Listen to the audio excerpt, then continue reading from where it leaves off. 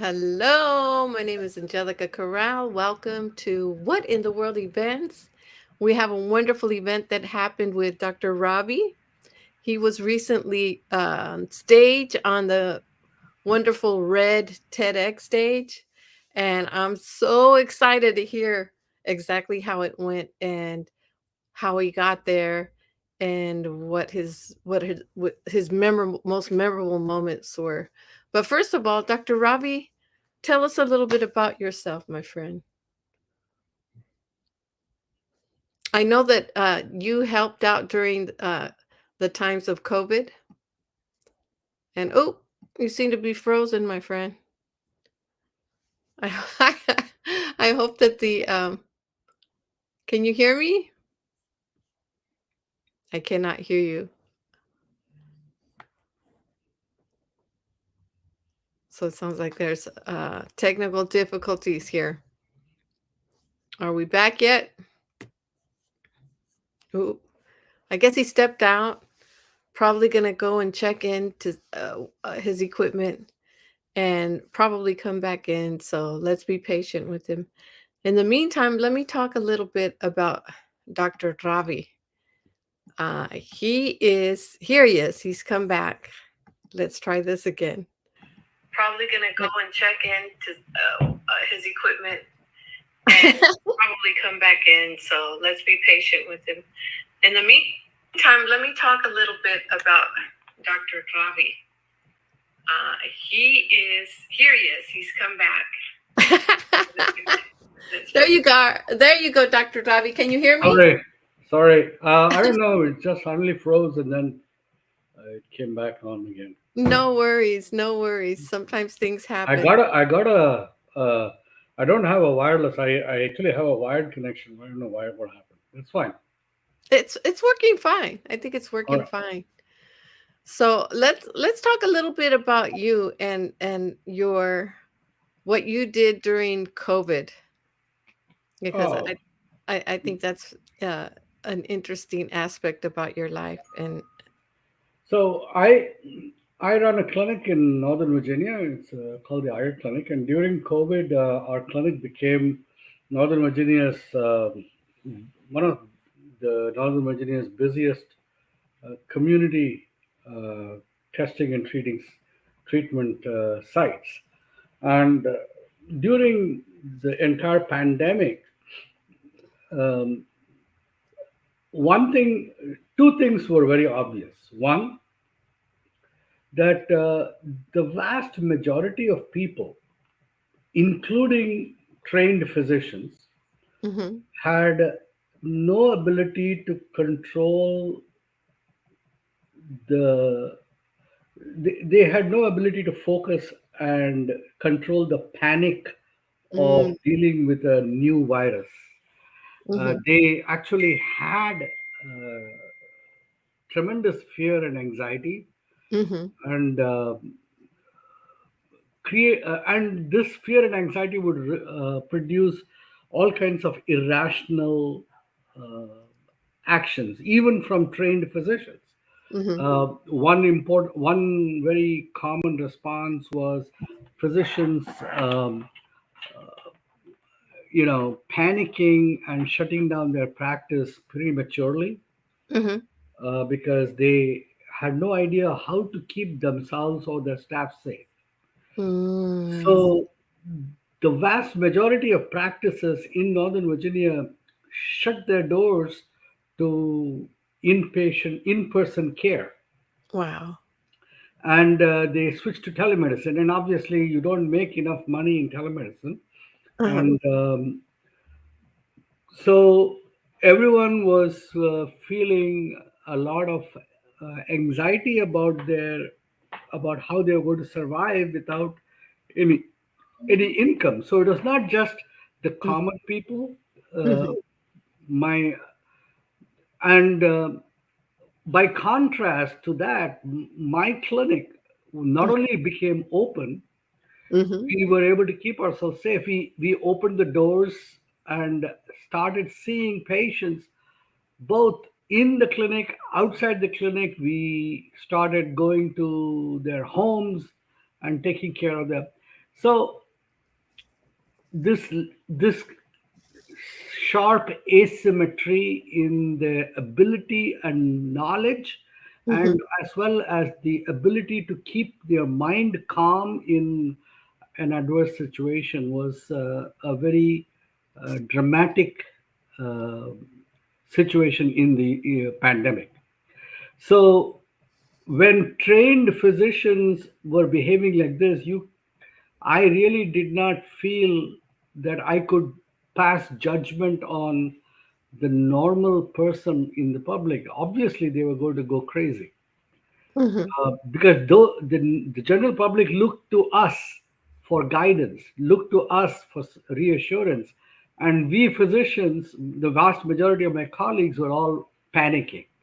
Mm. In that situation, the clinic was very successful in not only managing the panic internally inside the clinic, but also uh, reassuring the patient population, keeping them safe. So when the pandemic was over, I looked around and looked at the devastation, and I said that, you know what, this was not necessary.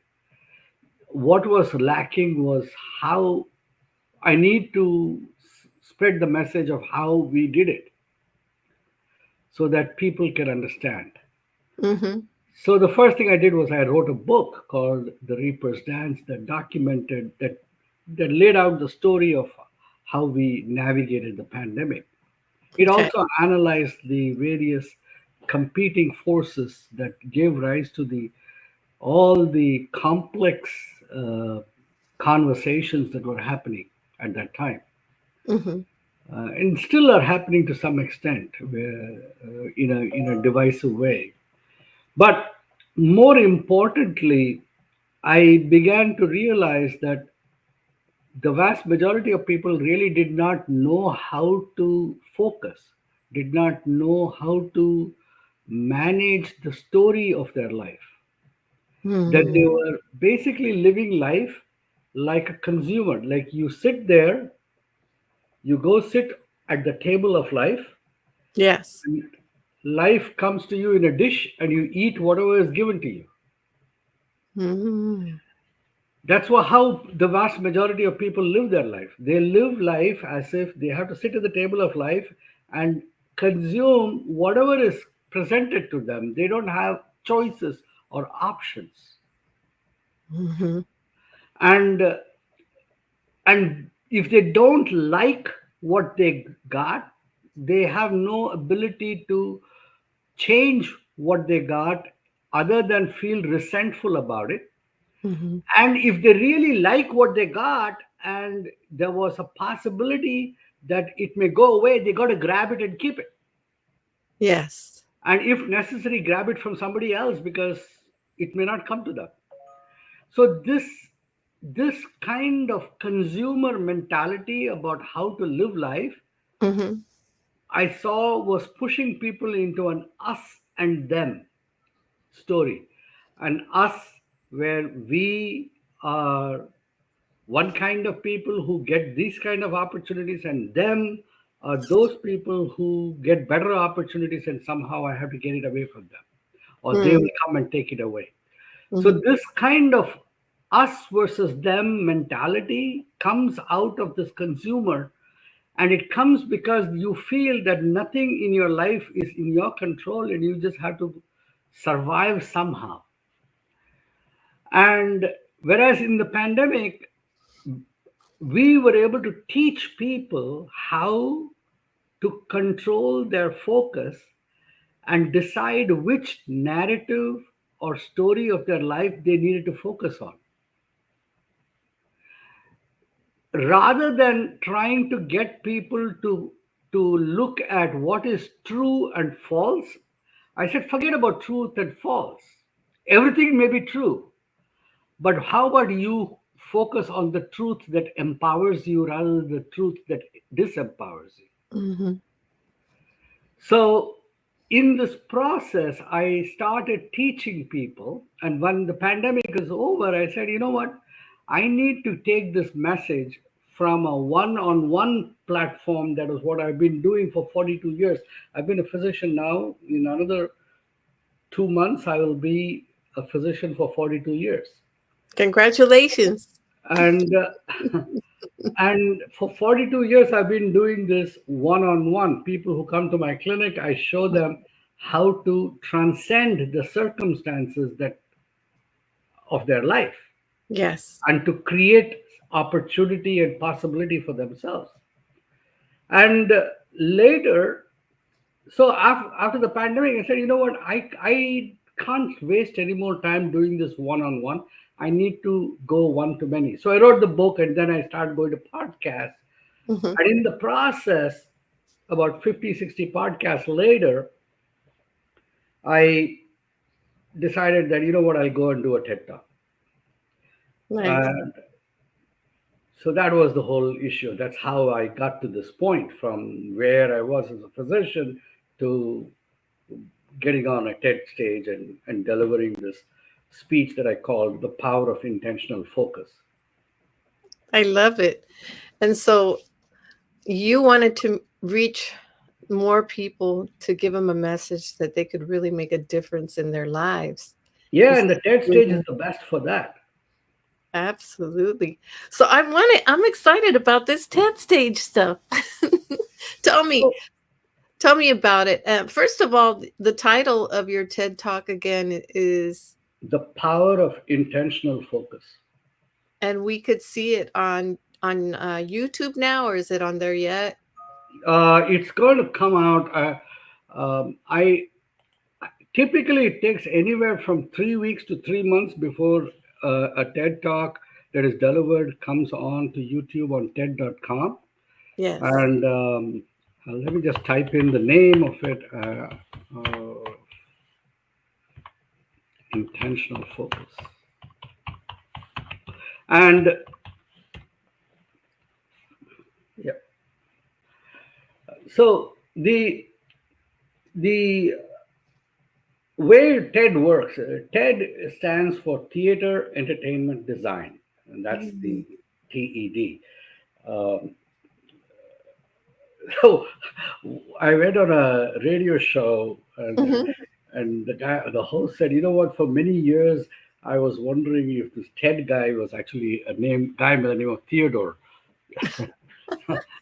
And so TED was started by actually in back in California back in the 80s, and Mhm. initially the first TED the TED event was a bust. It was a flop.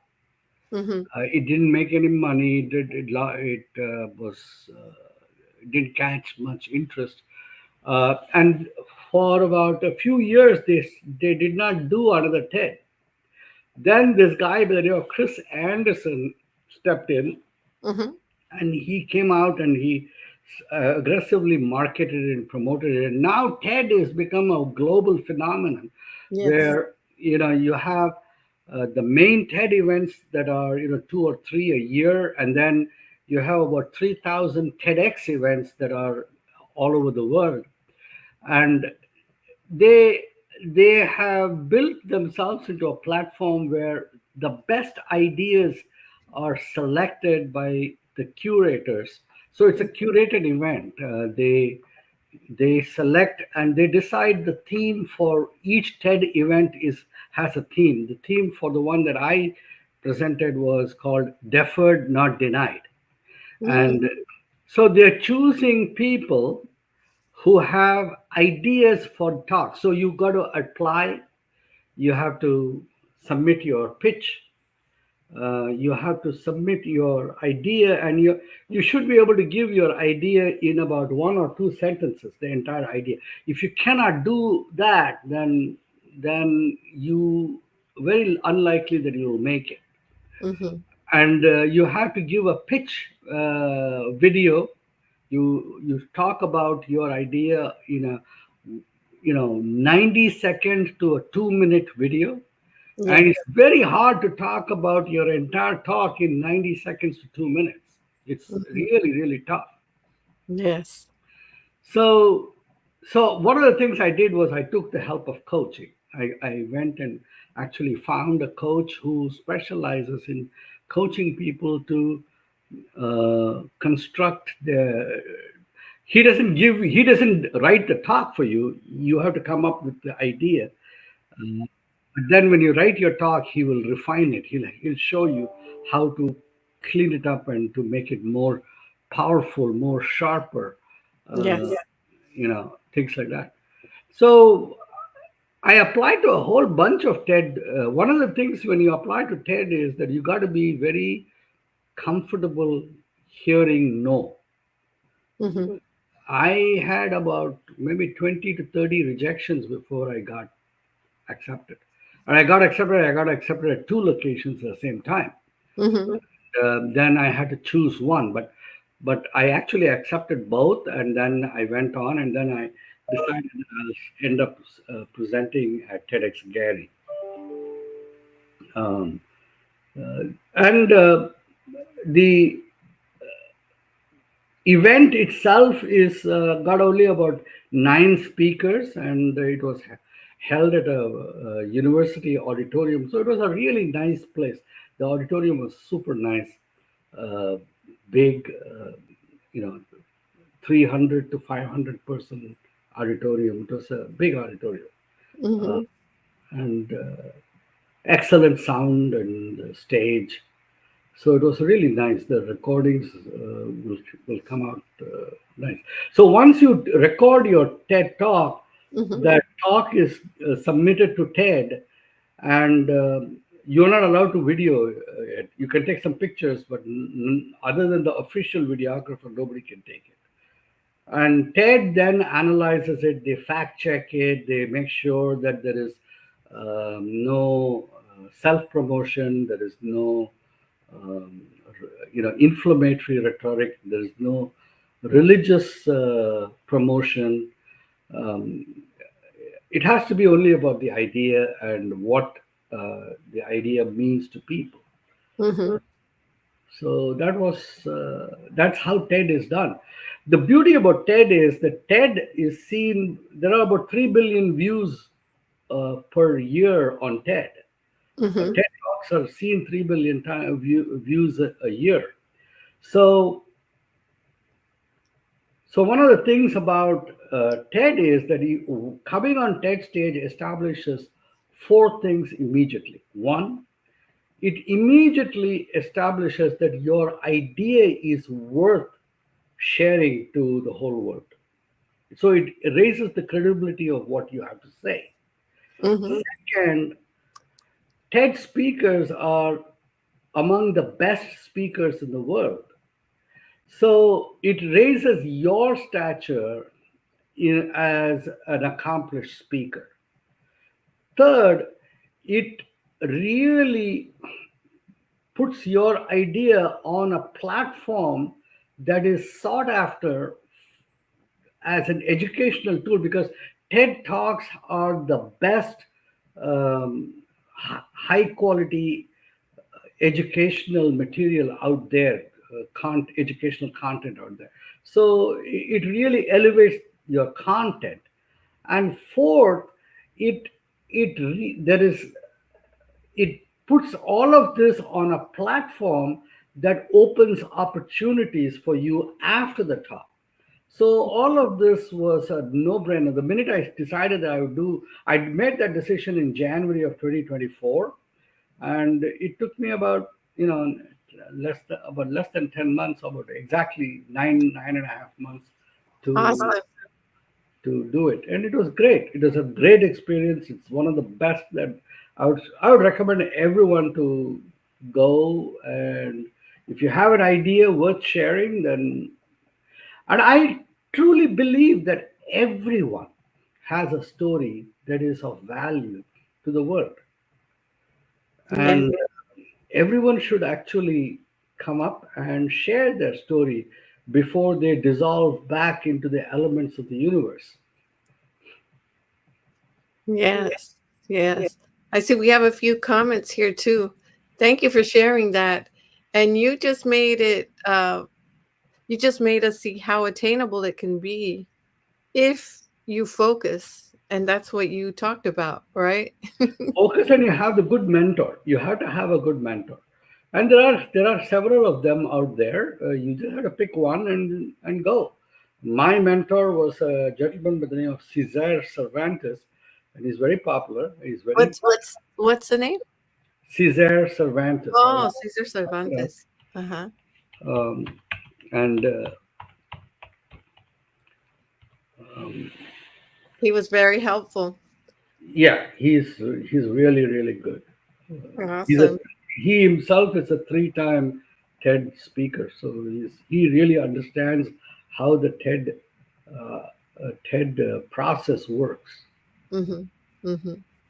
That is awesome. Well, I love all of these tips that you're sharing with us. And I see we have a few comments. Malik says, oh, sometimes things happen. That's when we're having technical difficulties. Thanks for your understanding, Malik. Philip says hello from Jacksonville. Um, let's see. Um, Steve Elliott says great insights here about the process. I had no idea of all the steps needed to get to the stage. A coach sounds like a good idea. Yes, definitely. Keith says, hello, Angelica and Dr. Ravi. Hi, Keith. And LinkedIn user says, hola, Angelica. Peru presente. That's my friend from Peru. How Yeah, you doing? Hola, ¿cómo estás, amigo peruano? Oyola.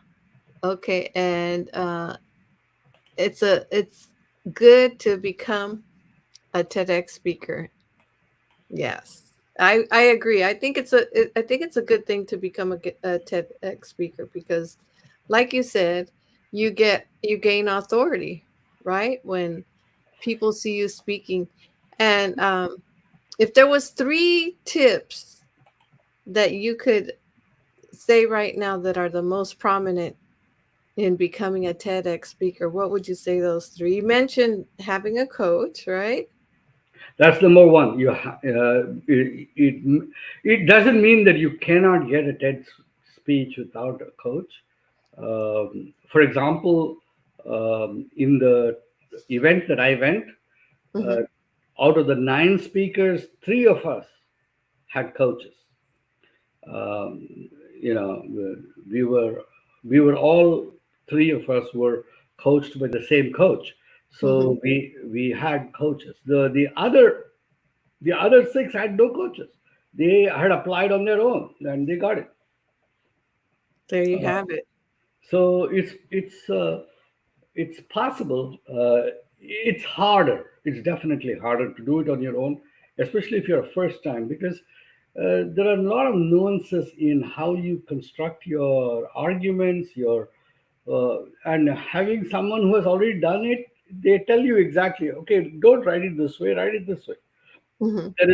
There is a value in the way you craft your message. So that's tip number one is it's a great idea if you can get a coach to get a coach. Mm-hmm. Um, the second tip I would say is focus on the idea. It doesn't matter who you are and not about. A lot of people will talk about their journey and their struggle. TED Mm-hmm. is not about your struggle. Mm-hmm. There may be your struggle, but you are not going to be spending your time talking about your struggle. It's not about you. It's about how the struggle illustrated the power or the peril of the idea that you're sharing. Okay. So if for example I had the struggle of lack of focus, Uh-huh. so yes, I did talk about the fact that my struggle cost me a lot. Mm-hmm. My inability, I was born with a condition that made it difficult for me to focus, so my inability to focus cost me. I failed exams, I did not do well in college and all that, and then I had to figure out and find a way to acquire focus, and once I acquired it, my career accelerated from there. Mm-hmm. Mm-hmm. All right. um, in the matter of 6 years, I moved from a small community college to all the way to Harvard. So it was very fast. The minute I acquired focus, until then I was struggling. Yes. So the struggle of my struggle was mentioned in my talk in the context of the penalty, the price of the problem, and the advantage, or the price and the prize. You want to call it that way. Uh, Uh-huh. the price of winning focus versus the price of losing focus. You know, you can. Okay. So you got to talk a little bit about focus on your TEDx, and that's because you've experienced having that problem in the Yeah. past, And right? the ability to focus manifested in my personal life, then again in my professional life, and in my ability to contribute to community. And the most important example of that was how I could contribute to the community during the pandemic. And so my talk begins with that problem, and it goes into the personal cost of it, and then how I acquired the ability to focus, and then how that manifested in all the benefits of focus. And Mhm. then I bring it back to the audience that, hey, this is something that is a big problem for everyone. Yes. Today we all have that problem. We all Yeah. have that problem of focus. It is the biggest problem. For example, Daniel Goleman, uh, Mhm. he's a best-selling author of the book, uh, "The Focus as the Hidden Driver of Excellence," Mhm. and he says that focus is today's most scarce resource. It is the biggest problem. The lack of attention. Everything in our environment pushes us towards lack of attention. The technologies push us, Mhm. the social media pushes, our phones pushes, internet pushes. It's constant because we are. Everything is designed to distract you. It is distraction by design, and what we call is we are what I call we live in what I call an attention economy, Yes. because eyeballs are money. Then even today, this talk that we are having on live stream, Mhm. the success of this live stream is dependent on the number of people who will stop doing whatever else they were doing and actually pay attention to you and me. Yes. Yes. So when they pay attention to you and me, they are being distracted from whatever else that they could be doing, right? Yes. So this entire world we live in is what I call an attention economy. Yes. Absolutely. We have monetized attention, Mhm.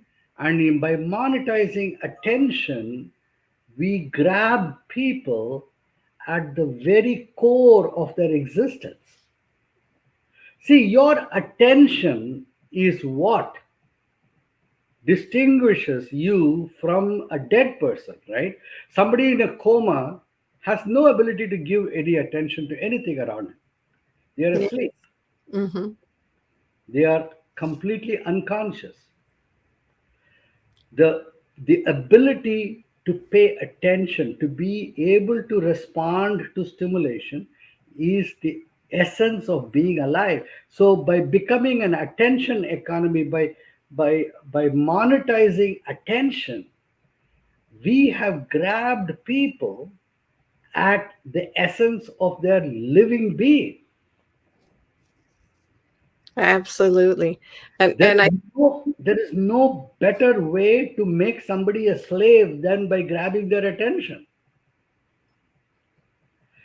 So if you teach people how to control their attention, Mhm. Mhm. you set them free, you liberate them. If And that is, in essence, what I do in my coaching program, the cognitive alignment program that I created after I wrote the book. Yes. I have two programs. One is called Cognitive Alignment, or COGAL, COGAL, Mhm. COGAL Workshop. And the other program I have is called Strategies of Neuro Aligned Groups, STRONG, STRONG. I like that. So, COGAL and STRONG comes out of how do you leverage attention into an aligned laser focus on, when it is your teams or your company or your organization. How do Mhm. you get people aligned together to give attention to the same things in the same way, but within their skill sets, so that people with multiple skill sets can all be aligned in the same direction of the company rather than Yeah. fighting against each other. So the idea of neuro alignment is far more powerful than diversity, equity, and inclusion. I like the collaboration in that because everybody has a different skill, right? Correct. And I think when you can complement the team by using your skill and everybody works together, then it just it makes everything work a lot better. So I see we have a few messages here. Keith says, Dr. Drabi, I'm curious, how do you acquire a better focus? That's Keith Benas says. You set yourself up with a target, Keith. You set yourself up with a target, some target that you can access no matter wherever you are, whatever you're doing. You can use any target, but choose a target that is easy for your personality to attach to. I use the target of my own breathing, but that is not doesn't have to be your target. You can choose any target that is accessible to you no matter where you are, no matter what you're doing, and that is something that is aligned or that suits your temperament. Different people's temperaments will naturally get attracted to different kinds of target. So I would Mm-hmm. never say that one size fits all doesn't is not the issue. You'll have to customize that.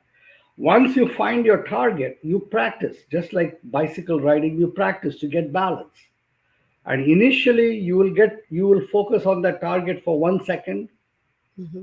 and then your mind will go somewhere else. Then you'll focus on 2 seconds, and then it'll go, and it will go for 30 seconds, and then you say, "Oh, I had to go back to the target." So initially, you will be trying to focus on that target. You will set a defined time away from everything else. You will remove the distraction, and then sit. Then, as you get better and better, you start capable of focusing on the target even when you are walking, talking, or doing some other activity. Eventually, you'll be able to. Gary Vee wrote a whole book on day trading attention. Yep. So eventually, you will come to a level where you will be able to enter what is called a flow state. A flow state is what psychologists talk of as a state of intense concentrated focus, Mm-hmm. where you literally have an altered sense of time and space and being. A lot of athletes and musicians talk about a flow state. Mm-hmm. It's well documented in athletes and musicians. And it's a high performance state. When you are in a flow state, you are in a different space altogether. And in a flow state, you can get to a point where you are so skilled at focus that you can enter a flow state at will whenever you want to. And when you come to that point, You will be able to enter a flow state, and the people around you, nearby you, sitting with you, will also simultaneously begin to experience the effect of that flow state by sympathetic resonance. Nice. They because when one person is in a flow state, everyone around him begins to resonate somewhat. They may not enter the flow state, but they will start becoming less distracted just around that person. So you become a natural leader just by that. Nice. I see that Sharon says that breath is powerful. That's how she recenters. And if that doesn't work, she starts moving. She also said that dancers That's right. That's and right. artists flow too. Yep. Yep. Tell me about what you. I said musicians, and the artists, dancers, most of the creative arts, and performance. Every flow states are very well documented in performance uh, Mhm. activities, but you can have it in non-performance activities. Scientists experience flow states. Um, you know, Mathematicians experience flow states. Flow states are states of extremely intense concentration that push you into a different space of being. That's all. You know, speaking of which, what Sharon mentioned, I one of my hobbies is costume designing because I make costumes for the Renaissance Fair. And talk about getting focused. Sometimes I will be sewing the dress for the Renaissance Fair, and time just goes by. I don't even keep track of time, and the sun. I'm working on it all night. That's how flowed I am. I am focused, but Yeah, at the same time, I'm having such a great time. Like you, and what you mentioned is do something that you love to do. So I can understand that when you mention that. correct. That's whenever you start something new Hmm. that is different than what you are normally accustomed to, it is always smart to pick an activity that you are already naturally inclined towards. And then it becomes easy to develop skill in that.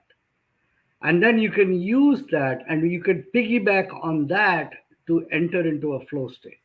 Once you enter into a flow state in one particular activity, then you can very easily transfer that skill into some other activity where you're not really naturally inclined. And in this way, you acquire more and more expertise and skill in multiple areas of life. You become more and more multi talented, multi capable. Hmm. And in this manner, success naturally comes because as you develop the ability to function in a flow state, no matter what activity, you will you will excel at that. Yes, yes. Cooper's mentioned for Steve Elliott. I saw somewhere that there are cases independently organized, but I'd otherwise need to look it up. So I guess Steve Elliott had mentioned something earlier. Yeah, TEDx is independently organized on a license from TED, but TED controls the way you conduct it very tightly to the TED format. Hmm. They license your right to do it, to Yeah. conduct an event, but they have different kinds of license, Hmm. which limits the number of audience you can have. The basic license from TED for a TEDx event does not allow more than I think 50 or 100, Hmm. and you have to do a certain number of TEDx events before they will allow you to expand your license into more than 100 people.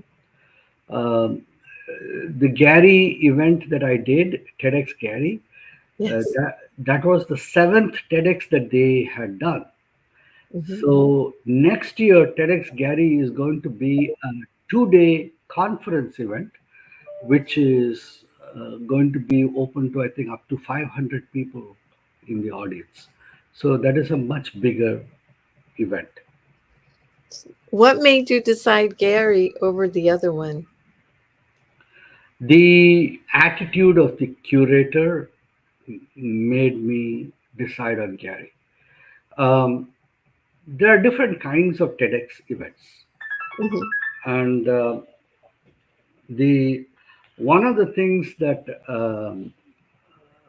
the vast majority of TEDx events, the the application process is straightforward. So you have uh, 300 applicants to Hmm. an event. The Yes. curators look at the 300 applicants and they narrow it down to 30. Okay. All right. Then once they narrow it down to 30, they send out letters of acceptance as a finalist to all 30 Yes. and typically conduct interviews. All right. So, Yes. and then they have Zoom interviews, or sometimes they may have in-person interviews, but in the interviews is like an audition, and they talk to you more about your idea and your speech, and at the end of those interviews they decide upon the final panel of 10 or 12 speakers, and that's it, it's over. You are now selected, and now in 2 or 3 months you go. All of this happens 2 or 3 months before the actual event. Okay. So the other TEDx event that I went had mm, now TEDx events are expensive because you cannot. You have to be sponsored by local businesses to give, on donations. It's a completely non-profit, so Hmm. it's not cheap. So a lot of the TEDx event organizers, they are always scrounging and fighting to get money to get sponsored. All right. Okay. You can't, I mean, like, imagine if you're selling $25 tickets, you're not going to make much money on 50 if your attendee are only 50. Hmm. So you, to run that event and to actually pay for the videographer, pay for the hall, all of that, it takes time. uh, Hmm. so and takes time and money. So obviously they are dependent on local businesses sponsoring or running an ad or something like that. Okay, this particular TEDx event came up with a very, very creative idea. What they did was they narrowed the 28 or 30 people and broke it up into two audition events. Okay. So they called 15 of us and said, we are all 15 of you, give your pitches on the stage, and the audience will vote for five speakers. Okay. So, and they sold tickets for the audience to do that. Hmm. So now you are having one selection process for one event that has now become three events. Nice. All right. It is nice, but the downside of that is that the selection is now being done by the audience, Hmm. not by the curation team. Hmm. And the audience will just bring all their friends and family, and whoever can bring the maximum number of crowd is going to get the votes. So I you are see. really not selecting the Yes, best of out of everyone. I see. All right. On top of that, this particular TEDx event had the idea that audition number one was 15, out of which five will go. Audition number two is 15, out of which five will go. Now, these five out from audition one and five from audition two, 10 of them are going to go to audition number three, out of which only one is going to be voted by the by the crowd. So now you have three money raising events Hmm. that are going to be choosing a speaker not on the merit of the idea, not on the merit of the speech, but on their ability to get the maximum number of live and online people voting. So when I looked at that process, I said, you know what? I actually won the first audition. I went for the first audition. I won it. I got the maximum number of votes. Is that the one for Gary? Was that the one for Gary Oh or? no, Gary was completely different. Oh, okay. I see, I see. Gary was a traditional TEDx event. Like they had 200 applicants, and Mhm, they narrowed it down into a pool of 30. Then they sat among themselves and decided on 10 people and mhm, announced the speakers right off the bat. mhm, There was mhm. no audition, nothing else. So they, on the strength of the application and the videos we submitted, they made the decision. I see, I see. This other event, and I'm not going to name them, it's quite popular. It's in DC, and it's they make it like a people's choice or people's voting it, and so on and so forth. It goes on. Mhm, Um, mhm. and it's an event that is essentially take, and this has been done overseas in Amsterdam. It has been done like that, but I do not I do not believe that that is a very it is a creative modification Yes, for the sake of of generating revenue, which in my mind takes away from the purpose of a TED, which yeah, is an idea driven event. Um, I see that. it is a very clever marketing twist. So that made my decision that I don't want to get involved in that. I'll just, you know what, I'll move on. Mm, I think that was a smart decision. And, you know, was an excellent event. It was full of community activists, people who are genuinely contributing to the community. Uh, Wonderful. there were students who came and spoke on the stage.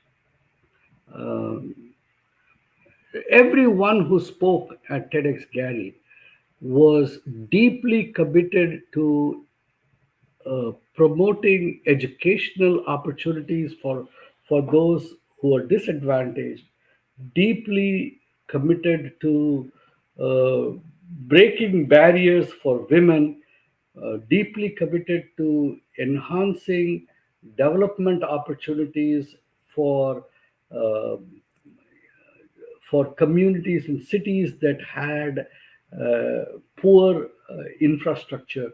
So Mhm. I really felt that I was in the midst of a group of people who were really making a difference in life. And for me to Wow. stand with them and have my story be along with them was an enormous privilege. It was really beautiful. You helped them so that they could focus. No, there They were were already focused. oh yeah, yeah, there were the other eight speakers, 9 of us. Each one of those talks were brilliant, So brilliant. what was the how did you feel before you gave your speech? Um, what the interesting thing was that I did not expect to get emotional on the stage. But when I came to that moment where I was talking about the impact of lack of focus on my life, I Mm, actually choked up on mm, stage. I didn't expect that. So that kind of surprised me for a minute. That God, I'm beginning to lose it here, and mm, so but I was very well. There was a zone of inner calm and peace when I walked up on the stage. Until then, I was I when I go to talk, I don't eat anything. So I was hungry, but that keeps you up, that keeps you awake. Yeah. That's awesome. So after you gave your talk, what was it that you were feeling after you gave your talk? It's still sinking in, and I'm getting a lot of people reaching out to me Mhm, after the TED event. So it definitely opens doors. So one of the things I talk to people, I say that you consider a TED event like applying to a college. mhm, mhm. Um, and once you get a TED event and you deliver your talk, consider that you have graduated with a degree. All Okay. right. Then, just like everyone has a bachelor's degree, but if you have a bachelor's degree from an Ivy League versus a bachelor's degree from a state state school, there is a differential weight put on that. Mhm. Like that, certain TEDx events they tend to rise up higher versus, and certain talks rise up higher. But Yeah. regardless, if you come out as a TEDx speaker or a TED speaker, Mhm. it's like as if you have already gone to one of the big five universities in America. Wow. You know, and then you're coming out, so then your people want to call you and ask. So I'm now going to be talking at Health 2.0 in Las Vegas. Oh, nice. um, I think, You're not too far away from me. yeah. Oh, so Health 2.0 next week, next year, March, Health 2.0 is a conference being held in Las Vegas, and I'm speaking on Ozempic, on what Ozempic teaches us about capitalism and us. Um, Oh, that's interesting. and I'd love to hear that. now I recently got approached by uh, somebody in the intelligence community who wants me to talk to a group of about 25, 30 intelligence officers from the FBI, CIA, NSA, DHS. Um, Wow.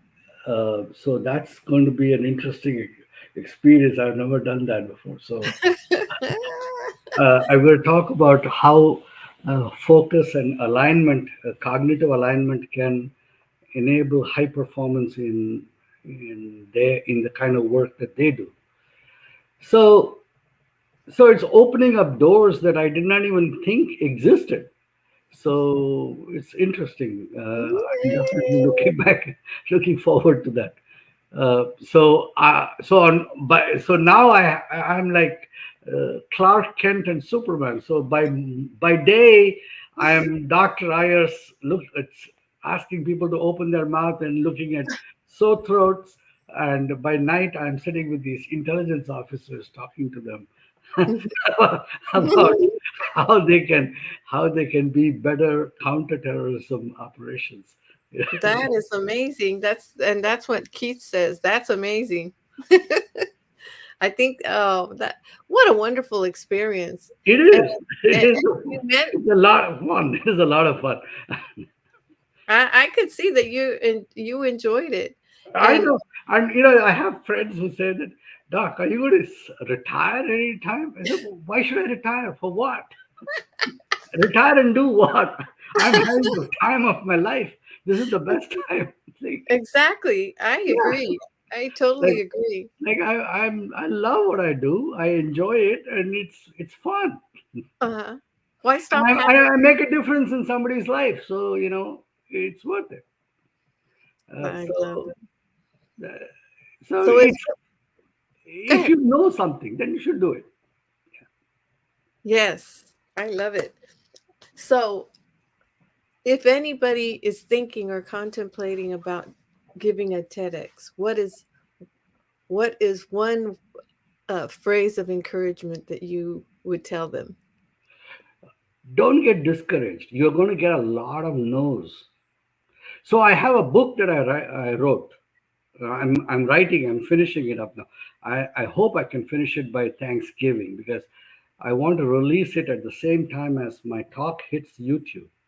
Nice. I don't know when it's going to hit YouTube, but I have an estimate. Like, so I'm giving myself till Thanksgiving, that Okay. by Thanksgiving it should reach. So the book is called Road to the Red Dot. You see, on the TED stage, there is a red circle. There's a Mhm, red carpet. That is mhm, a circular carpet. And you stand on that red dot and you deliver your speech. It's a signature brand of TED. mhm, So the TED brand has a few iconic uh, brand elements. One is the big red letters TED that are cut out of foam and painted, so it's like a solid uh, letter TED, and yes, the X. If it's a TEDx event, then it's a TED and a lowercase x right next to it, and mhm, then the event site. So in TEDx Gary, it will be TEDx, then followed by GARY. And it is a solid 3D cutout that is kept out there.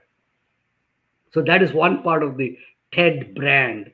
The other part of the TED brand is this red circle or carpet where you stand and talk on. So I mhm. called my book "The Road to the Red Dot," I love it. and uh, how to apply, land, and deliver your TEDx talk in under 12 months. So, so You're the the coach. the cover of the red dot is this road, the straight road going out into infinity, and there's Mhm, a little red circle in the far distance, and on either side of the road is there's this guy standing in the middle of the road here, and he's scratching his head, and on this side is no, no, no, no, no, no, no, no, and then on the red dot there is a yes. so I so love that graphic. so the first thing about it is that everyone has to get used to hearing a lot of no's, and the way I dealt with it Yes. is a no is not a rejection to you. What they are saying is not this door, go further down, the Mhm. next door. So keep Yay. going down. Each no is telling you to go to the next door because this door is not your door. And Absolutely. yeah. Well, you know what? It's time for us to end, but this has been such a great conversation. I don't even want it to end, and I'm sure so many people came. I see that somebody LinkedIn user says thank you for this conversation. That's very interesting, Angelica and Ravi. So I'd like for people to know how to contact you. So in the comments, you can put how people could reach you. You could even put all the different books, Dr. Ravi. You How do could, I do that? Just go to comments and join the chat. Connect. yeah. So when you, even after we come out of the room, after we're done, you could go to our original page that we have the event on, and you click on that page, and there'll be three little dots up on top, or you'll see where it says comments. Yeah. And that's where you're going to put the information so that people could know your book that's coming out, and even the one that you wrote before that, because I know you have another book that you wrote before. And then you can mention uh, your next talk coming out in Vegas that I might go out and see because All right. I'm close to Vegas. And I'm just going to do this now. Connect with me. you are so funny, Dr. Tavi. Okay, you know what? Let's do it now. Let me just say goodbye to everybody. Love you guys for making it here. Mwah. And we'll See you in our next show. Thank you. And I hope that you can see the replay. I'm going to end this stream and then we're still going to stay on, Dr. Ravi. I'll help you. Thank you. You're welcome. Stay on though. Bye, everybody. Love you all.